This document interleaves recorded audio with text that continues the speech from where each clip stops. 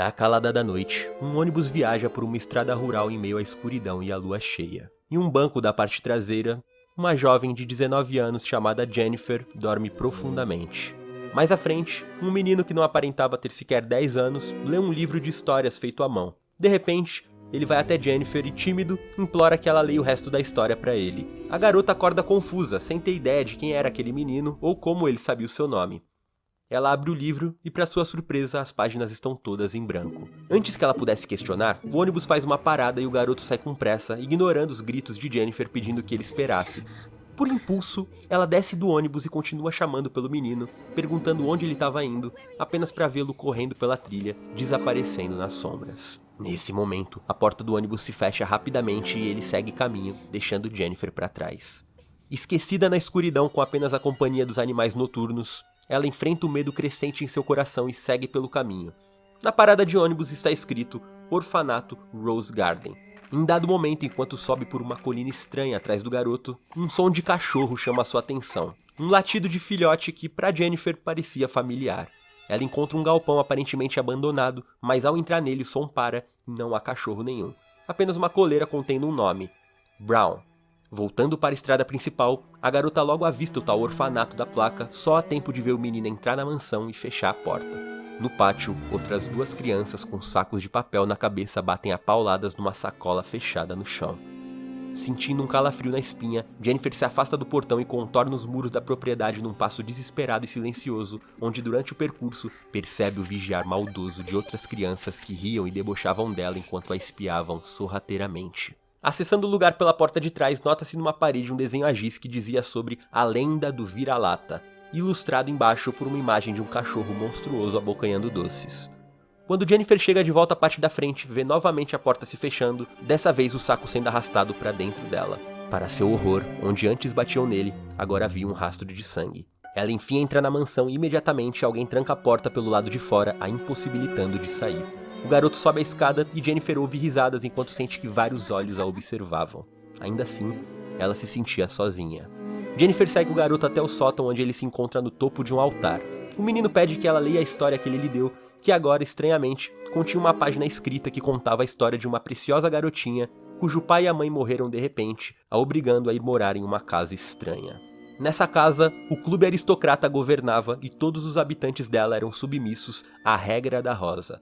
E a garota ainda se encontrava muito sozinha. Ao terminar de ler, uma voz anuncia pelo alto-falante que um funeral estava para começar. Vemos as crianças reunidas murmurando palavras fúnebres diante de uma cova, enquanto o garoto apressa Jennifer e sai do sótão, dizendo que aquele seria o funeral de alguém muito importante para ela. Confusa, ela chega na parte de fora onde o funeral estava acontecendo e encontra o lugar agora vazio, apenas com uma pá fixada na terra fofa. De alguma forma, Jennifer sente que algo muito querido e amado por ela estava enterrado ali, e começa a cavar enquanto sentimentos de raiva e fúria crescem dentro dela.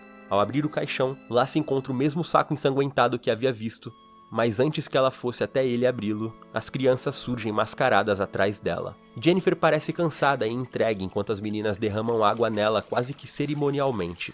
De repente, a voz do garoto do livro no alto-falante simula uma comissária de bordo dizendo que o voo estava para começar, instruindo todos os passageiros a sentarem seus assentos para aproveitar a viagem. As crianças então empurram Jennifer para dentro do caixão e o selam novamente. Em completo estado de pânico, ela se debate lá dentro enquanto fachos do luar invadem as brechas da madeira em movimento. Impotente, a garota vai perdendo a consciência enquanto contempla o horror daquela noite estranha. Uma noite fora do tempo que parecia chamar por ela. De alguma forma, bem lá no fundo, Jennifer sabia que estava na hora de responder esse chamado. Ainda assim, ela se sentia sozinha.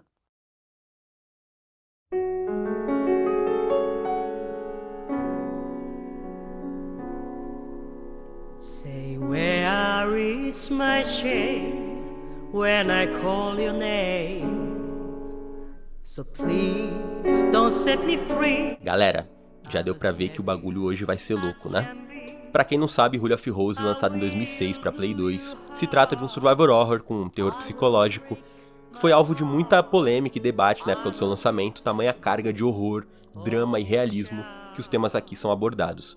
Temas como bullying e a indiferença humana, crueldade contra animais, transtornos mentais, assassinato, abuso sexual, pedofilia, vício, suicídio, canibalismo, luto, ódio, sadismo precoce e, por incrível que pareça, por baixo de tudo isso, o amor e o estrago que ele causa na mente daqueles que não estão preparados para lidar com ele. Vocês podem imaginar que depois de eu listar tudo isso, esse jogo deve ter criado a tendência alerta de conteúdo violento, né? Se tem um que justifica alerta de gatilho, é esse aqui. Mas apesar disso, eu queria observar para vocês que esse jogo, desenvolvido pela japonesa Punchline, toca em todas essas temáticas com muita sensibilidade, muito cuidado. E a maior parte delas fica ali no implícito, na sugestão, nos detalhes, no texto. Apesar de ter sim muitas cenas gráficas, não chega a ser um Silent Hill visualmente falando, é mais sutil, enquanto que narrativamente, Rule of Rose é bem mais pesado. Talvez já tenha ficado claro só nessa introdução que a gente vai ter aqui uma trama complexa, por isso eu vou usar esse meio tempo antes da gente embicar na história para nortear vocês o que tá pegando, explicar as regras de funcionamento desse mundo, como que a história vai ser contada no jogo e como eu escolhi trazer ela aqui na montagem do vídeo. Tudo que a gente tá vendo ali se trata de uma alegoria, ou seja, um tipo de sonho. Uma representação da mente da Jennifer, essa garota cujo ainda não sabemos nada sobre o seu passado, reconstituindo os traumas que ela vivenciou na infância enquanto morava nesse orfanato, lugar onde o sofrimento que ela passou foi tão grande, com passagens tão trágicas, tão repulsivas, que ela guardou essas memórias que tanto machucavam ela a 7 chaves e nunca mais abriu. Nesse início do ônibus, na estrada, à noite, que como eu falei, é algo simbólico, se trata de uma representação do subconsciente da Jennifer, agora já adulta, durante uma viagem pela estrada da sua mente, quando ela, enfim, ainda que hesitante como a gente vê, resolve descer numa parada e revisitar os traumas que ela havia esquecido, enfrentando seus demônios de frente, a fim de montar aquele quebra-cabeça e resgatar suas memórias aos poucos, para conseguir compreender de fato tudo o que aconteceu, investigando cada chaga, cada tragédia, até o momento derradeiro que resultou no fim do período dela naquele lugar. O jogo se divide em capítulos, que são narrados como se fossem contos de fada, cada um é datando um mês do ano em que a Jennifer viveu no orfanato, com personagens fantásticos aludindo aos moradores de lá, e pra entender o que tá pegando é preciso decifrar esses contos que vão aparecendo no livro que o menino deu pra Jennifer, e associando, tal princesa é essa menina e pelo visto aconteceu tal coisa. O primeiro capítulo, que foi esse da intro, se chama A Princesinha, e fala justamente dessa garota azarada que os pais morreram e ela foi levada a uma casa estranha, se referindo a Jennifer e a sua chegada no orfanato em março de 1930, que é quando se passa o game. Eu vou seguir agora com a história com base na gameplay, do jeito que o jogo vai entregando, e quando eu sentir que é a hora certa antes da conclusão, conforme a Jennifer for se lembrando de tudo, eu interrompo mais uma vez para contar a história real dos eventos. Todos os spoilers numa paulada só, lembrando que esse é o Tá em Choque, seu canal de terror, horror, suspense e algo mais, e esse passeio vocês não vão esquecer jamais.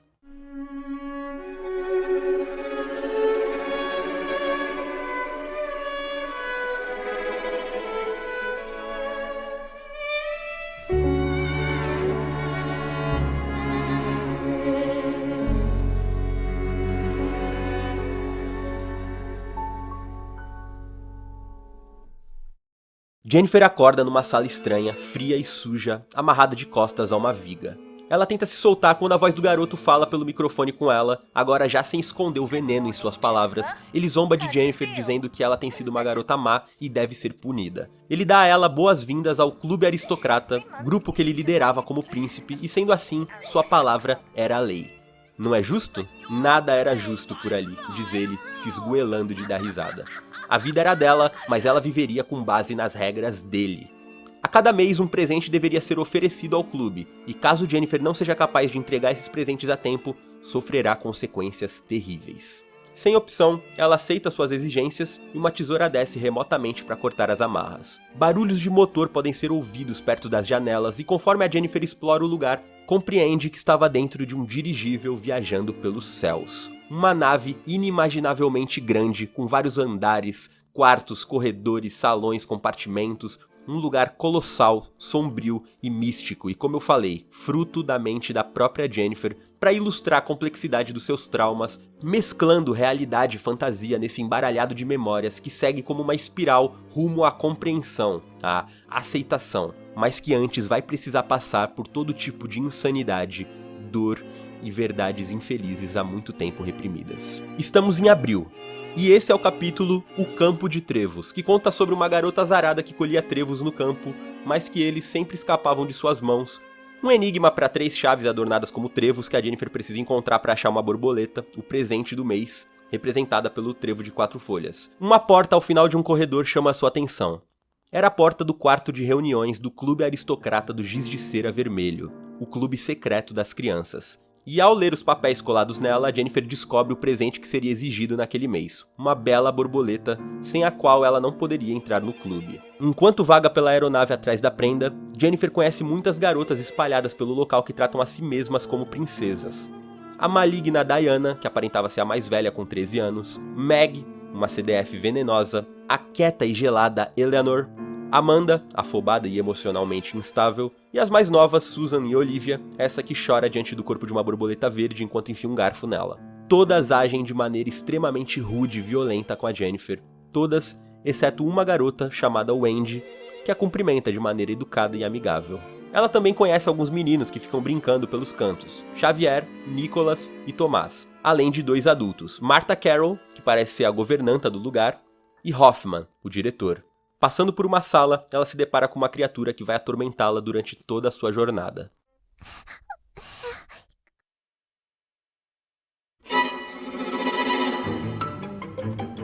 Os diabretes, ou pessoas pequenas, são criaturas desfiguradas do tamanho de crianças que vão nos perseguir o jogo inteiro. São os inimigos mais comuns sempre vistos pelo dirigível e pelo orfanato vagando, limpando sangue e arrastando corpos. Alguns têm cara de humanoides, tipo zumbis com um vácuo nos olhos, e outros têm cabeças de animal como ratos, coelhos, etc. A Jennifer foge e logo encontra um cachorro suspenso por cordas na sala da turbina e liberta ele com a tesoura. Ela coloca a coleira que havia achado no galpão e percebe que o seu nome era Brown, enquanto ele a olha feliz, como se estivesse esperando por ela há muito tempo. A partir daqui, os dois se unem e o Brown segue a Jennifer por toda parte, farejando os itens para ela e a defendendo das ameaças. Jennifer coloca a borboleta verde dentro da caixa da porta do clube, mas ela cospe o presente pra fora, ofendida, dizendo que queria uma borboleta realmente bela e aquela estava acabada. Seguindo pela escadaria, a Jennifer presencia uma cena perturbadora. Martha, a governanta, é arrastada violentamente escada acima pelos diabretes enquanto é espancada com vassouras.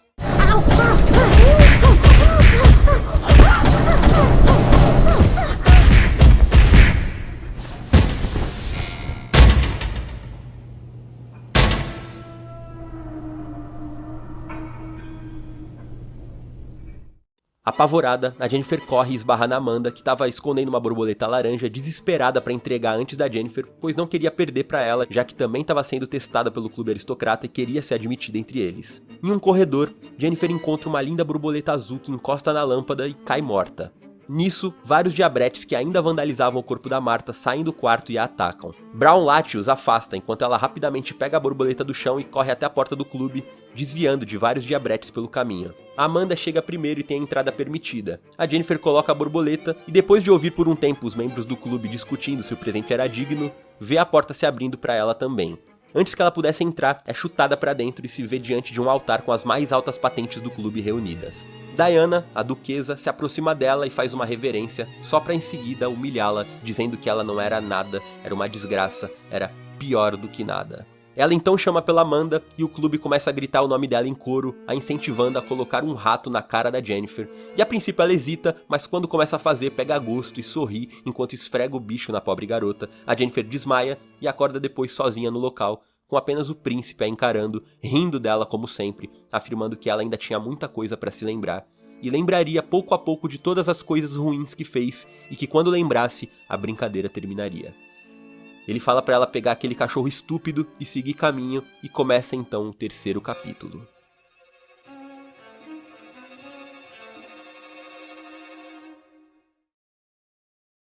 Datado em maio de 1930, o título faz alusão a Peter, o coelho de estimação de uma das garotas que precisava ser recuperado. Jennifer lê um recado da Amanda que pede desculpas pelo que fez, pedindo que ela a encontrasse no ponto mais alto do dirigível. Ela vai até o casco de cima da nave e encontra a garota chorando, visivelmente perturbada, implorando que Jennifer a perdoasse, pois ela havia feito apenas o que precisava fazer, como todos ali deveriam. Ela diz que merecia ser punida e que Jennifer não deveria sentir pena quando chegasse a vez dela. Por todo o cenário, podemos ver um coelho fugindo.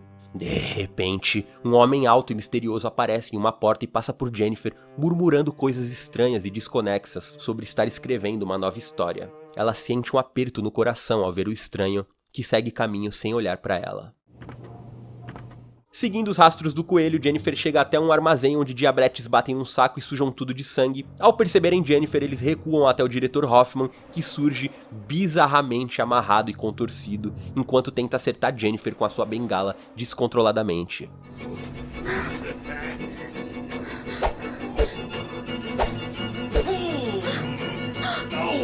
Começa então o primeiro boss do game e depois de muita paulada, Jennifer e o Brown conseguem matar o velho, que cai no chão gritando igual um animal, morrendo. Os diabretes recolhem o corpo e levam pra longe dali enquanto varrem o sangue no chão. Depois de muito procurarem, Amanda e Jennifer recuperam o coelho pro clube, e então uma memória revelada do dia em que os aristocratas fizeram uma cerimônia na floresta para promover a Jennifer e rebaixar Amanda na hierarquia do clube. Naquela vez, eles obrigaram a Jennifer a colocar o rato, agora morto e cheio de vermes, na cara da Amanda, e ela sim o faz, mas ao olhar para a carcaça do animal, desmaia novamente. O importante a se destacar desses 3 primeiros capítulos, resumindo o que a Jennifer se lembrou até agora ela chegou no orfanato, foi desdenhada pelas crianças que fizeram uma rinha entre ela e a Amanda, que eram as mais baixas na hierarquia, para torturar as duas e ver quem seria mais divertido de humilhar no final, que no caso foi a Amanda, provavelmente pela maior vontade e desespero dela em ser aceita, o que resultou numa grande frustração e sofrimento para ela, diferente da Jennifer que parecia mais indiferente,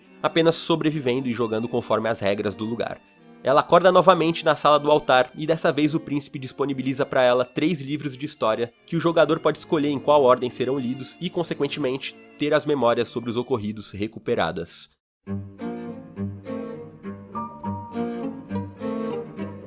O mês é julho. Uma garota encontrou o pássaro da felicidade que a levaria para a terra da eternidade, ou pelo menos assim ela pensava.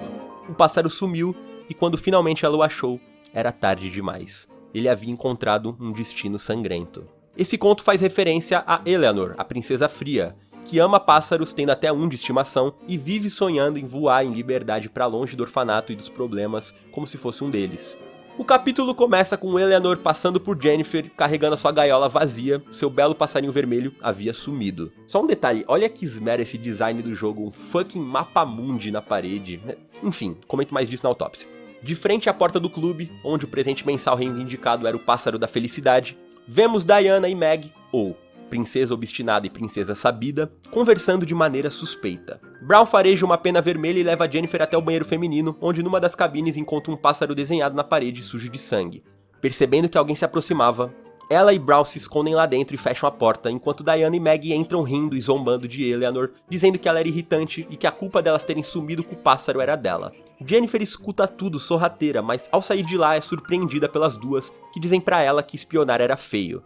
Meg diz que o pássaro estava em um dos quartos, mas não lembrava qual, e que era melhor a Jennifer procurar rápido antes que ele morresse. E as duas fazem uma aposta sobre qual seria a reação de Eleanor quando isso acontecesse. Diana acredita que ela iria chorar, enquanto Meg acha que ela vai ficar furiosa. Depois de muito procurar, a Jennifer encontra uma caixa grande, que dentro continha uma caixa menor, e depois de abrir várias caixas, cada uma menor que a outra, descobre enfim o pássaro da Eleanor já morto por asfixia. A princesa fria aparece bem na hora e Jennifer jura que não tinha feito aquilo, enquanto Diana e Meg espiam de longe. Para surpresa de todos, Eleanor não diz nada, nem demonstra emoção alguma. Ela simplesmente pega o corpo do pássaro, coloca na gaiola, anda até a porta do clube e deposita ele na caixa.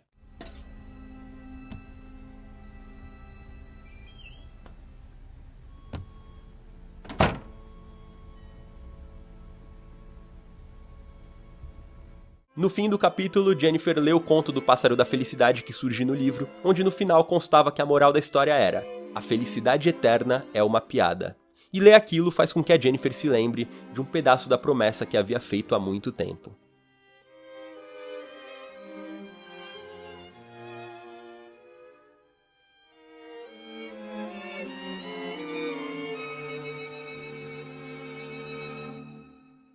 Agosto. O conto fala de uma sereia que abandona o seu reino no mar por um príncipe, mas que, ao não ter seu amor correspondido, morre triste, velha e sozinha. A fábula se refere a Clara, a órfã mais velha do orfanato. Com 16 anos, Clara era uma garota reservada que não fazia parte do clube aristocrata, sendo já uma funcionária do orfanato, ajudava a Marta nas obrigações e era tipo uma enfermeira improvisada, já que cuidava dos órfãos quando eles ficavam doentes. Dessa vez, o dirigível assume um aspecto mais aquariano, como se fosse um submarino viajando pelo oceano. O tom azulado é predominante, podemos ouvir sons do mar e até ver peixes flutuando em pleno ar pelos cenários. Nessa altura, eu espero que nenhum de vocês esteja buscando coerência material aqui, né? Estamos falando de um mundo metafísico. É a última vez que eu tô enchendo o saco de vocês com isso, prometo. Jennifer se vê num quarto com Diana, que percebe que o peixe do diretor Hoffman havia sumido. Ela era responsável por cuidar dos peixes e teme levar a culpa por aquilo, indo procurar por eles pelo dirigível, enquanto a Jennifer faz o mesmo. Na frente da caixa da porta do clube, Olivia, como sempre, tá chorando, sabe-se lá por quê, e a Jennifer lê que o presente daquele mês seria uma sereia solteira. Ela procura o peixe pelos arredores, fazendo o Brown farejar a escama, até encontrar a cabeça do peixe e, em seguida, metade de uma boneca. Em dado momento, vemos Hoffman caminhando atrás da Clara pelo local, enquanto a Diana também vasculha tudo. Podemos ouvir Meg e Eleanor numa conversa suspeita, que dá a entender que foram elas que deram fim no peixe, e depois de lidar com muitos diabretes, chegamos no quarto da Princesa Sereia, onde espiamos o Hoffman sentado na cama, mexendo em alguma coisa. Jennifer hesita, mas ao entrar no quarto o diretor já não está mais, então alguma coisa é puxada debaixo das cobertas e é suspensa no teto.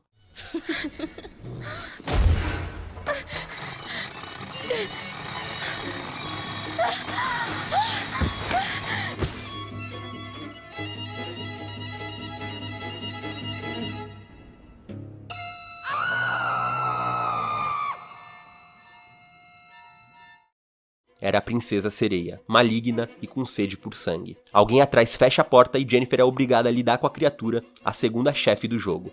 Ela tem as pernas amarradas como se fosse a cauda de uma sereia, cortes suicidas pela barriga e nos seios que pareciam guelras, olhos escuros e mortos. Clara nos ataca pelo teto enquanto tenta pegar a Jennifer gritando e vomitando em tudo, até que novamente, com a ajuda do Brown, derrotamos a criatura.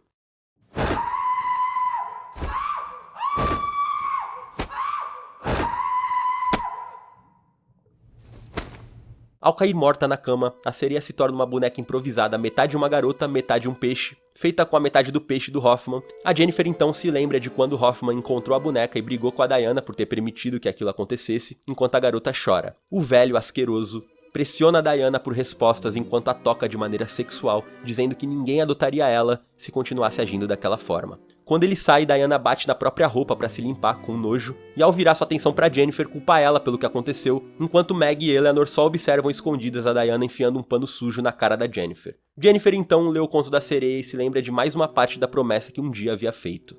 Eternamente sou sua.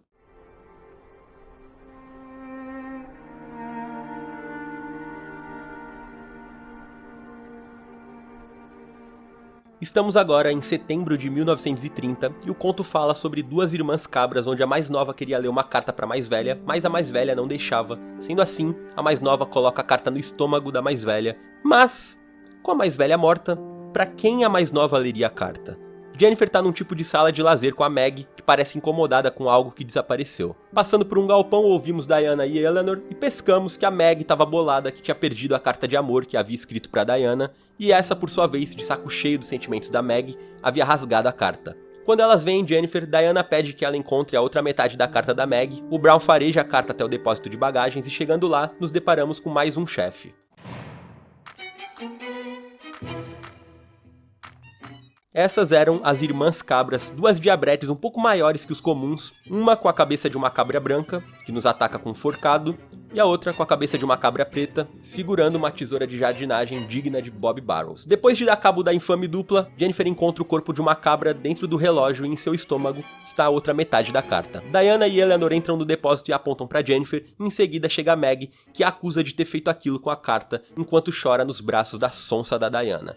Meg exige que a Jennifer seja punida por aquilo, e então a garota se lembra de quando foi colocada num saco de cebolas pelos órfãos, quando todos, até os meninos, se enfileiraram para jogar insetos dentro do saco antes de fechá-lo.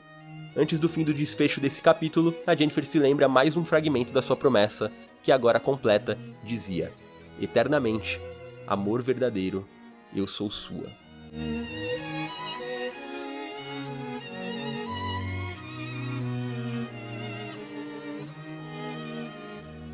Ao voltar pro santuário dos aristocratas, dessa vez o príncipe não tá mais no altar, a Jennifer fica um tempo sozinha, com medo dos barulhos do lugar, quando a porta se abre atrás dela e alguém a puxa pra trás de maneira bruta. Voltamos um pouco no tempo pra junho de 1929, ela acorda num lindo jardim de rosas no meio da noite, enquanto aquele homem grande que havia aparecido antes a observa e sai andando. Quando Jennifer se levanta, pensa em como aquele lugar era estranho, mas ao mesmo tempo familiar. Ao olhar em volta, percebe que o seu fiel companheiro não estava ali, sentindo uma enorme tristeza com a ausência de Brown.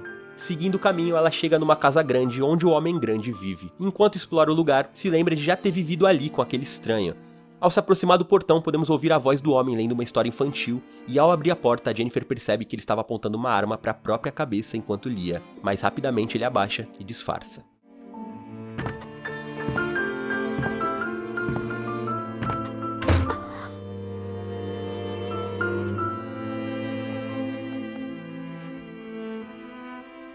Ele sai dali e tranca Jennifer no quarto enquanto a chama por outro nome, Joshua.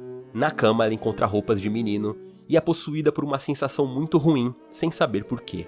Ela pega um ursinho de pelúcia em cima do guarda-roupas e, na parede, lê um artigo de jornal sobre um dirigível que havia desaparecido, que provavelmente deve ter caído por problemas de pressão no sentido sul do seu trajeto, e devido a muitas chuvas com raios naquele período, as buscas pelo paradeiro do dirigível estavam enfrentando grandes dificuldades.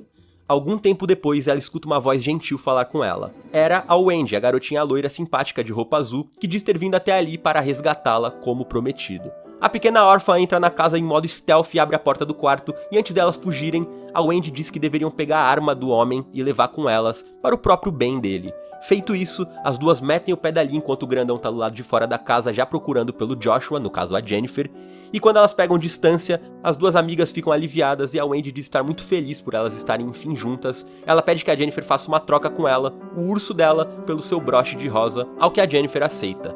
Wendy diz que o urso precisava de um nome e resolve chamá-lo de Joshua também, já que era assim que o gigante se referia a Jennifer. A Wendy pede então que as duas renovem seu pacto e juntas elas fazem um voto. Eternamente, amor verdadeiro, eu sou sua.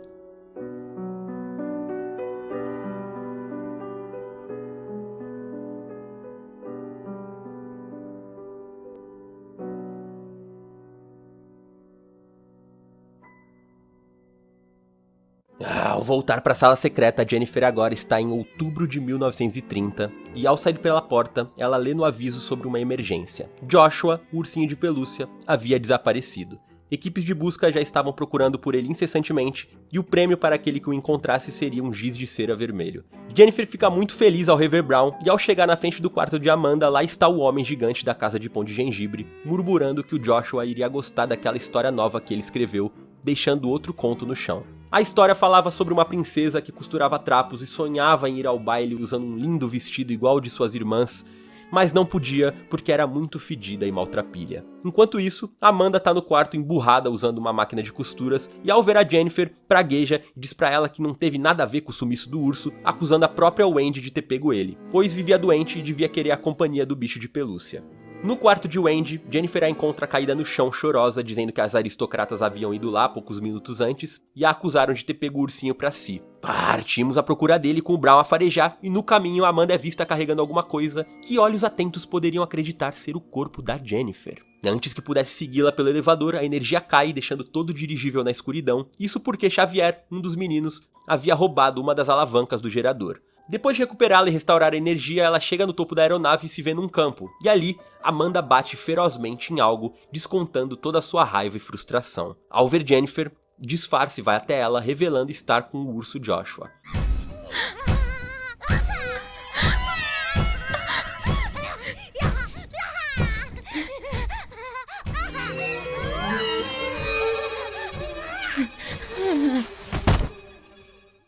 Ao perceber que Amanda estava batendo numa boneca sua em tamanho real, Jennifer desmaia e acorda na frente do elevador. O príncipe pega o urso antes dela acordar e sai correndo, ela o persegue pelo dirigível, até que hordas de diabretes a encurralam e começa um confronto. Após Jennifer e Brown darem cabo das pequenas aberrações, ela encontra o urso no chão e o coloca na caixa da porta. De volta à sala secreta, Amanda cochicha pra Diana que foi Jennifer quem roubou o urso, só que ironicamente a Meg começa a declarar que a Jennifer havia prestado um bom serviço e a líder de todos eles, a princesa da Rosa Vermelha, havia decidido que a Jennifer seria aceita na aristocracia.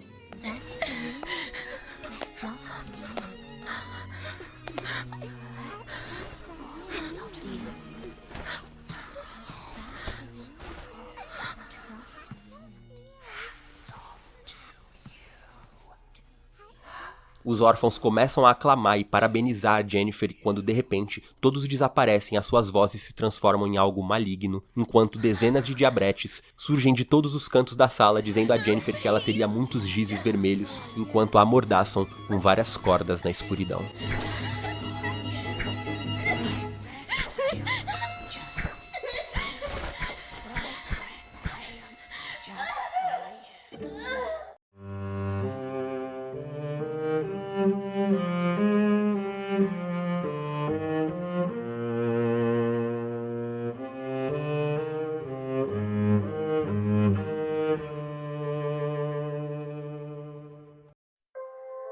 Hello, boys and girls. How are we today?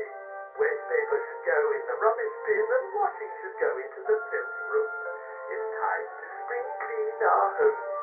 Everyone bring your brushes and dustpans and jam around. Do I make myself clear, children?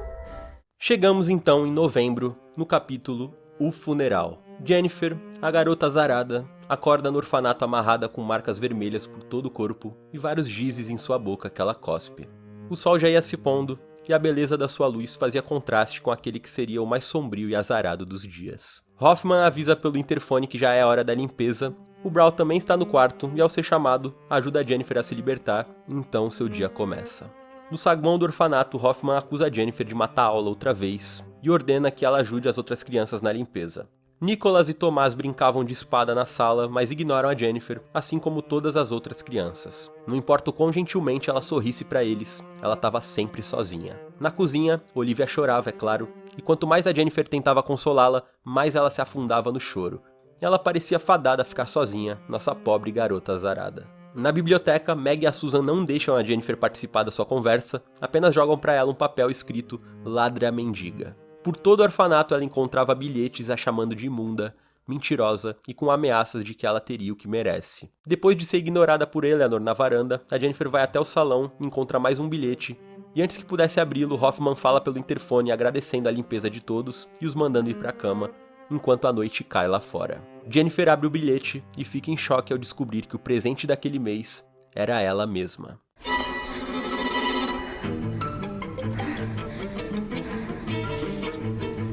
Diabretes surgem por todo o orfanato e aterrorizada, Jennifer foge e amassa a cara de vários deles com a ajuda do Brown. Pela janela ela vê o Wendy no pátio acenando para ela. Depois de escapar de um exército de diabretes que se aglomerava dentro do orfanato, Jennifer chega no pátio onde o Wendy acaricia o Brown e diz que tem uma importante reunião do clube aristocrata acontecendo, e que aquele seria um dia maravilhoso. Ali ao lado, Jennifer encontra um conto que fala sobre uma garota que foi a um funeral e descobriu que ela seria enterrada viva, a menos que enterrasse o seu melhor amigo no lugar. Ao terminar de ler, Jennifer percebe que Wendy e Brown haviam sumido. Ela tem um pressentimento ruim e ouve os latidos de Brown pedindo por ajuda. Ela corre até o sótão onde fica a sala secreta, vê alucinações do cadáver de Brown, quando de repente os aristocratas aparecem ali e do topo, sua líder, a princesa da Rosa Vermelha, desce e se revela. Era Wendy. Amanda cochicha em seu ouvido que o amiguinho dela estava ali no saco e era tarde demais agora. A Jennifer começa a tremer de desespero. E antes de prosseguirmos pro final, chega a hora perfeita para explicações, então eu, Guy Pérez, o príncipe do terror, reivindico a minha carta surpresa, o recurso do flashback.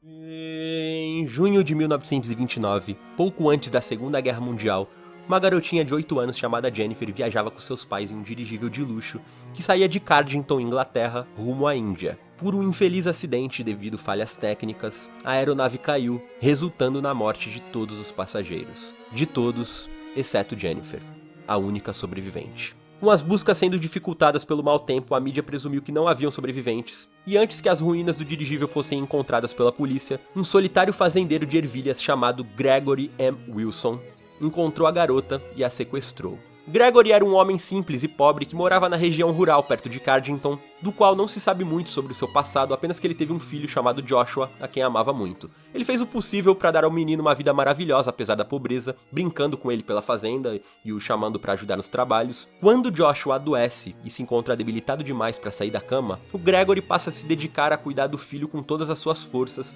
e, no tempo livre, escrevia histórias à mão para o menino ler. Infelizmente, Joshua acaba falecendo, partindo o coração do seu pai, que começa a se afundar em vícios de fumo e álcool enquanto a sua saúde mental se deteriora. Sua visão da humanidade passa a ser misantrópica, acreditando que não existe amor verdadeiro, apenas pessoas interpretando personagens e se relacionando com base nos seus interesses pessoais.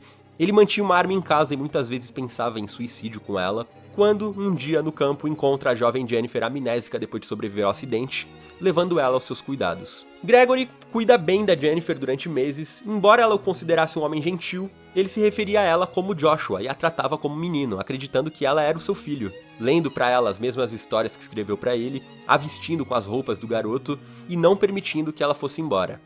Em novembro daquele ano, uma jovem chamada Wendy, que morava num orfanato nas proximidades, vê a Jennifer pela janela do porão do Gregory e as duas começam a trocar cartas e se tornam amigas. Wendy de início pensa que a Jennifer é um menino por ela estar usando as roupas do Joshua e se refere a ela como príncipe, coisa que a Jennifer não se importava mesmo quando ela revela ser uma garota. As duas continuam se tratando como um príncipe e uma princesa, fazendo juras de amor eterno uma à outra. No início de 1930, em 28 de janeiro, a Wendy ajuda a Jennifer a escapar da casa e se mudar para o orfanato, levando a arma do Gregory consigo. A Jennifer então é aceita no orfanato e colocada sob os cuidados de Hoffman, Martha Carroll e Clara, e enfim conhece o lugar e os outros órfãos. A Wendy foi quem inventou a lenda e espalhou os rumores sobre o vira-lata, levando todos os órfãos a se arrepiarem com a lenda do cachorro monstruoso que sequestrava crianças à noite. Pelos sustos, entretenimento e curiosidade que isso causou, as crianças permitiram que a Wendy se tornasse a Princesa da Rosa Vermelha, a líder do clube aristocrata do Giz de Cera Vermelho, ordem secreta das crianças no orfanato, onde elas se reuniam e faziam planos, hierarquias e tramavam diversas coisas sem o conhecimento dos adultos. Devido à saúde da Wendy ser sensível e boa parte do tempo ela ficar acamada, ela muitas vezes foi substituída por uma boneca parecida com ela, e ela omitiu da Jennifer sobre o seu status de líder do clube,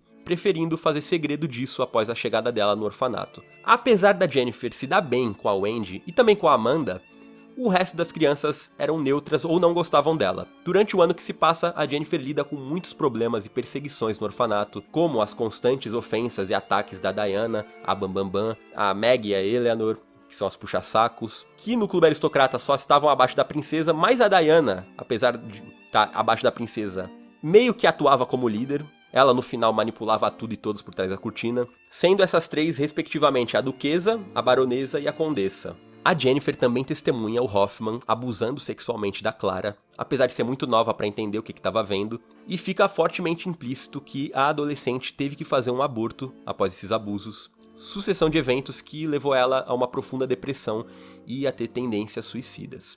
Por isso, a sua versão como chefão da Princesa Sereia tem uma cicatriz na região da barriga, entre outras evidências. Tudo que vemos ao longo do jogo realmente aconteceu, o pássaro da Eleanor, a carta da Maggie, as cerimônias dos aristocratas regadas a bullying e violência, tudo sempre culminando no ódio coletivo das crianças pela Jennifer, simplesmente por ela ser a mais pura, a mais doce, ou seja, a melhor de todas elas. Em julho daquele ano, a Jennifer encontra um filhotinho de cachorro, o qual batiza de Brown, se apaixonando perdidamente por ele. Ela mantém o seu amigo escondido num galpão perto do orfanato e faz uma surpresa para Wendy. Para a frustração de Jennifer, a Wendy é tomada por um ciúmes doentio ao perceber o amor dela pelo Brown, dizendo que era só um cachorro sujo, que ela deveria dar ele para um dos meninos ou se livrar dele de alguma forma. Ela desejava a Jennifer apenas para ela, caberia apenas as duas naquela história de amor.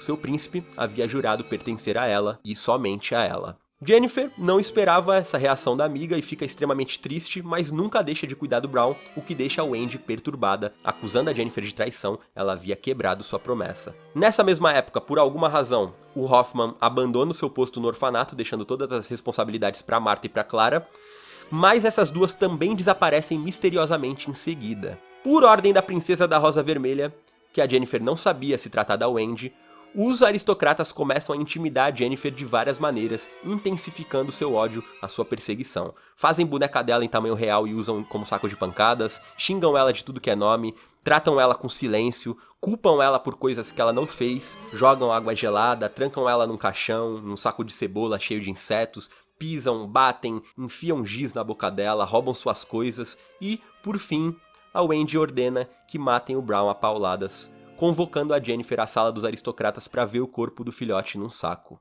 Ela só não contava que mesmo uma pessoa tão pura e vulnerável também tivesse os seus limites. Não contava que uma hora uma resposta viria.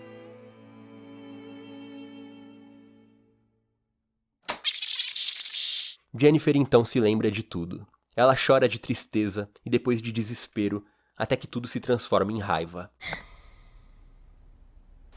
My friends! Give me back my friends!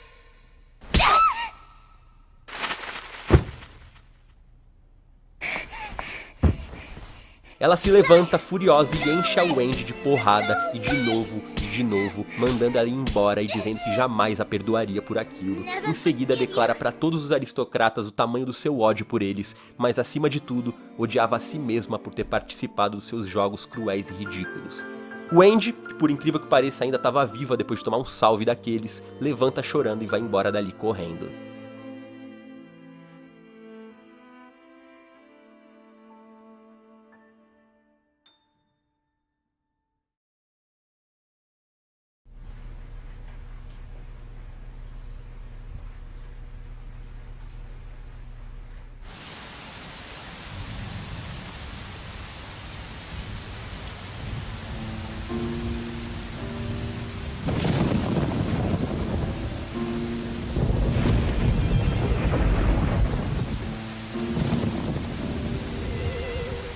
O último capítulo data em 20 de dezembro de 1930. Wendy já não era vista há semanas desde o ocorrido, e vemos uma noite de muita chuva e trovões no Rose Garden. Amanda empurra Jennifer até uma sala onde os aristocratas estão reunidos e todas as princesas reverenciam a Jennifer. Elas pedem que ela as lidere como a nova princesa da Rosa Vermelha, e antes que Jennifer possa recusar, a pequena Susan avista Wendy pela janela, e a fim de zombar da princesa caída, todas as crianças vão lá pra fora apressadamente, menos Jennifer, que permanece dentro da mansão, até começar a ouvir gritos de dor e horror vindos do pátio. Ao se aproximar da entrada, os gritos cessam e a porta se abre. A imagem que Jennifer vê é perturbadora.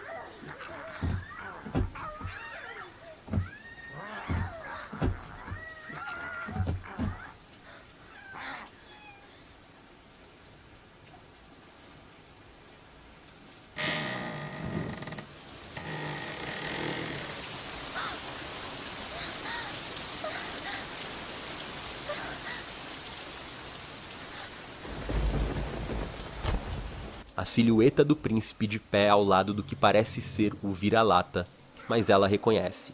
Aquele era Gregory Wilson, sem roupas, com marcas pelo corpo, completamente adestrado e enlouquecido.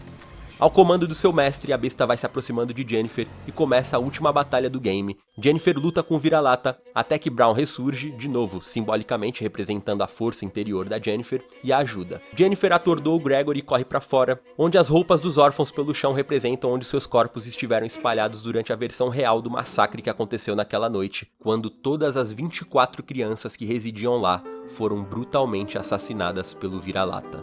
Quando o príncipe revela ser na verdade Wendy usando as roupas do Joshua, ela diz que por Jennifer não tê-la amado como ela amou, escolhendo Brown, ela passou o último mês enganando Gregory, se passando pelo Joshua e colocando na cabeça dele que ele era o vira-lata da lenda, o levando até o orfanato para se vingar dela e de todos.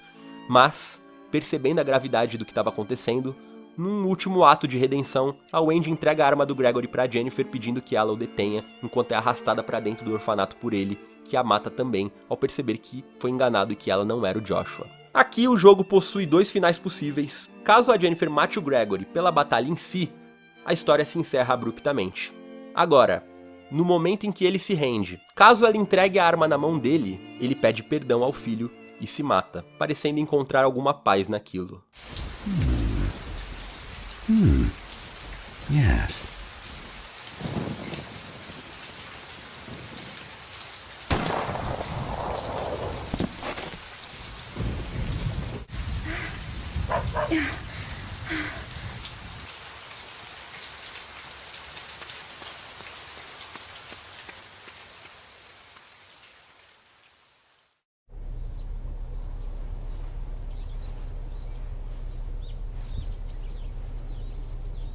Jennifer e Brown vão embora dali em direção à luz. Quando assumimos a Jennifer criança em um dia tranquilo no orfanato, ela se levanta e vaga pela mansão, passa pelo pátio onde a Wendy tá brincando sozinha, e ao sair o portão se fecha, separando as duas. Wendy aparenta um olhar triste ao ser deixada pra trás, enquanto caminha pela trilha, Jennifer ouve o latido de um filhote.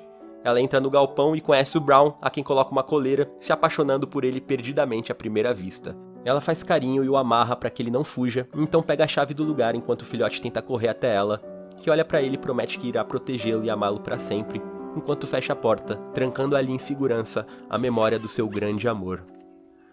A única que ela guardaria 7 chaves no seu coração até o final dos tempos.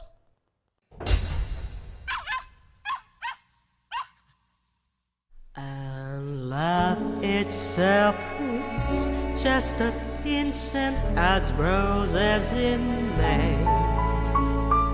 I know nothing can drive it away.